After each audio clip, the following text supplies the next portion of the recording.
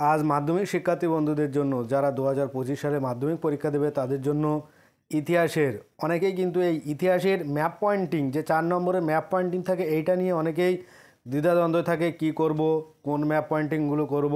তাই তোমাদের জন্য নিয়ে এসছে আজকে গুরুত্বপূর্ণ ম্যাপ পয়েন্টিংগুলো, যেগুলো তোমাদের কিন্তু বিভিন্ন সালে তোমরা দেখতে পাচ্ছ 2017 সাল থেকে বিভিন্ন যে ম্যাপ পয়েন্টিংগুলো তোমাদের ইতিমধ্যে এসে গিয়েছে। 2017 সাল না, তার আগে থেকেও তোমাদের বিভিন্ন যে ম্যাপ পয়েন্টিংগুলো 4 নম্বরে আসে যেগুলো এসছে সেইগুলো তোমাদের সালের কত বছর ধরে যে সালের ম্যাপ পয়েন্টিংগুলো এসছে সেগুলো কিন্তু তোমাদের সামনে তুলে ধরছে। তোমরা একটু ধৈর্য সহকারে এগুলো দেখো আর এগুলো তোমরা মিলিয়ে নাও। এগুলো প্র্যাকটিস করলে কিন্তু তোমরা যে 4টে ম্যাপ পয়েন্টিং তোমাদের করতে হয় সেই 4টে কিন্তু তোমরা এখান থেকে কমন পেয়ে যাবে।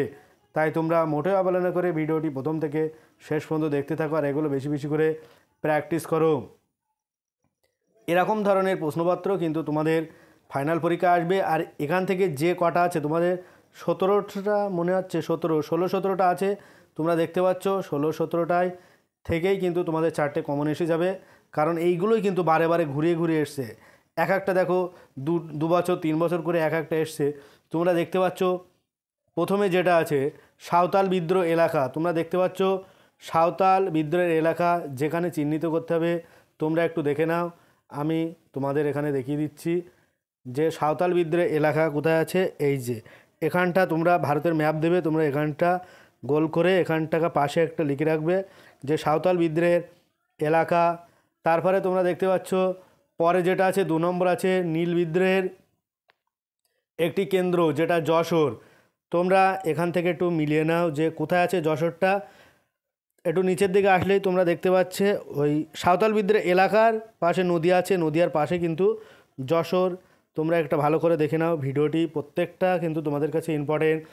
তারপরে 3 নম্বরের যেটা আছে তোমরা দেখতে পাচ্ছ দেশীয় রাজ্য হায়দ্রাবাদ, এটাও কিন্তু ইম্পর্টেন্ট, একাধিকবার এসছে বৃহত্তম রাজ্য দেশীয় রাজ্য হায়দ্রাবাদ। তোমরা দেখতে পাচ্ছ আর একটু নিচের দিকে গেলেই কিন্তু তোমরা দেখতে পাচ্ছ এখানে দেওয়া আছে দেশীয় রাজ্য হায়দ্রাবাদ। এই যে গোলটা আছে এরকম ধরনের একটু গোল করে তোমরা এরকম কিছু দাগ দিয়ে এর ভেতরে হায়দ্রাবাদটা চিহ্নিত করে দেবে। তারপরে আসে 4 নম্বরের, তোমরা দেখতে পাচ্ছ 4 নম্বরে পুনর্গঠিত রাজ্য গুজরাট, এটা কিন্তু 2017 সালে এসছে। তোমরা একটু দেখে নাও গুজরাট এখানে দেখো, এই যে গুজরাট পুনর্গঠিত রাজ্য গুজরাট কিন্তু এখানে অবস্থিত। তোমরা এরকমভাবে ঠিক ম্যাপ পয়েন্টিং করবে 4টে। তারপরে 5-এর দাগ আছে, তোমরা দেখে নাও 5-এর দাগ কী আছে চুয়াড় বিদ্রোহের এলাকা, এটাও কিন্তু তোমাদের কাছে মোস্ট ইম্পর্টেন্ট। এই চুয়াড় বিদ্রোহের এলাকাটা তোমরা কয়েকটি বিদ্রোহী এলাকা ভালো করে একটু দেখে নেবে। আমি তোমাদের দেখিয়ে দিচ্ছি চুয়াড় বিদ্রোহের এলাকাটা কোথায় আছে।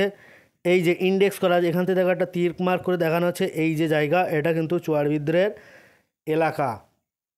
তারপরে 6 নম্বর আছে এরকম ধরনের কয়েকটি বিদ্রোহ এলাকা তোমরা দেখে গেলে মুন্ডা বিদ্রোহের এলাকা, আমরা যেখানে চুয়াড় বিদ্রোহ দেখলাম।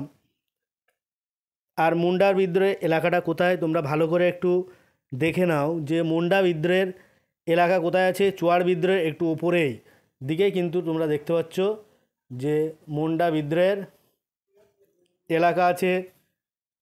তারপরে 7-এর দাগ কী আছে তোমরা দেখতে পাচ্ছ মহাবিদ্রোহের কেন্দ্র ঝাঁসি, এটা কোথায় আছে তোমরা অবশ্যই ম্যাপ পয়েন্টিংয়ে একটু দেখে নাও। ভারতের ম্যাপ কিন্তু এটা করলেই কিন্তু তোমরা এগুলো কমন পেয়ে যাবে। প্রত্যেকটা প্রশ্নই কিন্তু তোমাদের কাছে ইম্পর্টেন্ট।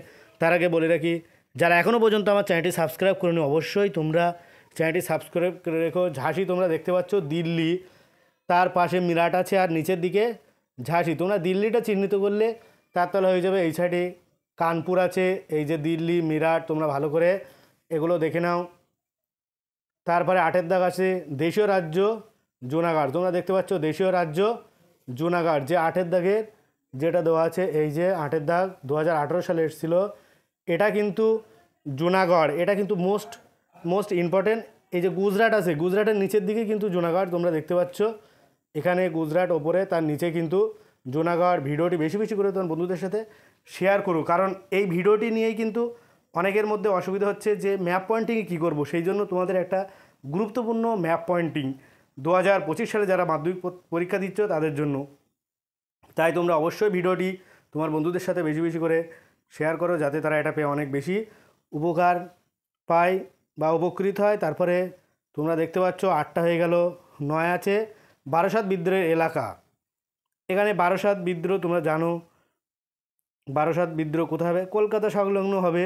তাহলে ম্যাপে কোন জায়গাটা হবে? বারাসাত বিদ্রোহ যশোর বাংলাদেশে আছে, তার একটু তোমরা দেখতে পাচ্ছ পশ্চিম দিকে নদিয়া, তার নিচে আছে বারাসাত, যেটা চোয়ার বিদ্রোহ হয়েছিল সেই চোয়ার বিদ্রোহের পাশে বারাসাত কিন্তু তোমাদের আছে। তারপরে 10-10-এর দাগ যেটা আছে, যেটা দেখতে পাচ্ছ তোমরা বাংলার ওয়াবি আন্দোলনের কেন্দ্র বারাসাত, সেম একই, তোমরা ওটাই চিহ্নিত করলে হয়ে যাবে। তারপরে 11-এর দাগ যেটা আছে নীল বিদ্রোহের, দেখতে পাচ্ছ নীল বিদ্রোহের অন্যতম কেন্দ্র যশোর নদিয়া, ঠিক পাশেই দেওয়া আছে যশোর নদিয়া বারাসাতের পাশেই। তোমরা একটু দেখে নাও, এই যে বারাসাত, এখানে তার উপরে নদিয়া, তার এই সাইডে ডান দিকে মানে পূর্ব দিকে, বাংলাদেশের ভেতরেই কিন্তু যশোরটা দিতে হবে।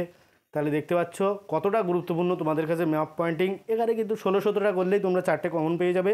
তাই তোমরা মোটেও অবহেলা করে ভিডিওটি প্রথম থেকে শেষ পর্যন্ত দেখতে থাকো, আর এইগুলো বেশি বেশি করে তোমার বন্ধুদের সাথে শেয়ার করতে থাকো, যাতে তারাও এটা পেয়ে অনেক বেশি উপকৃত হয়। তারপরে 13-এর দাগ আছে পুনর্গঠিত রাজ্য মহারাষ্ট্র। তোমরা জানো মহারাষ্ট্র মানে মুম্বাই, একদম যেখানে দেওয়া আছে দেশীয় রাজ্য হায়দ্রাবাদ, তার উপরের দিকে পুনর্গঠিত রাজ্য মহারাষ্ট্র।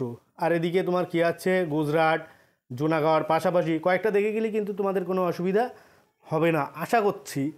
তারপরে 14 যেটা দেওয়া আছে কোল বিদ্রোহ এলাকা, কোল বিদ্রোহ এলাকা একটু নিচের দিকে দেখতে পাচ্ছ তোমাদের মুন্ডা বিদ্রোহ, যে চোয়ার বিদ্রোহ হয়েছিল তার পাশেই কিন্তু কোল বিদ্রোহ এলাকা আছে। তোমরা ম্যাপটা একটু দেখে নাও যে কোল বিদ্রোহ এলাকা, এই যে ছোট জায়গাটাই কিন্তু কোল বিদ্রোহ এলাকা, এখানে এইভাবে তীর চিহ্ন দিয়ে নিচে একটু লিখে নেবে।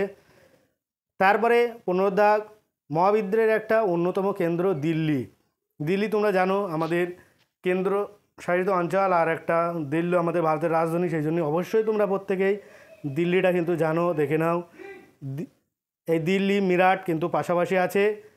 তারপরে 16 দাগ মহাবিদ্রোহের অন্যতম কেন্দ্র গেল। তারপরে 17 দাগ পুনর্গঠিত রাজ্য কেরল, কেরলটাও কিন্তু ইম্পর্টেন্ট, 2024 সালে এসে গিয়েছিল, তোমরা দেখে নাও। প্রত্যেকটা প্রশ্নই কিন্তু তোমাদের কাছে মোস্ট ইম্পর্টেন্ট। কেরল কিন্তু একটু তলার দিকে, যেটা মালাবার উপকূল একদম তলার দিকে সংলগ্ন, দেখে নাও। এখানে কিন্তু এই জায়গাটা এভাবে চিহ্নিত করে কেরল দিয়ে দিলে হয়ে যাবে।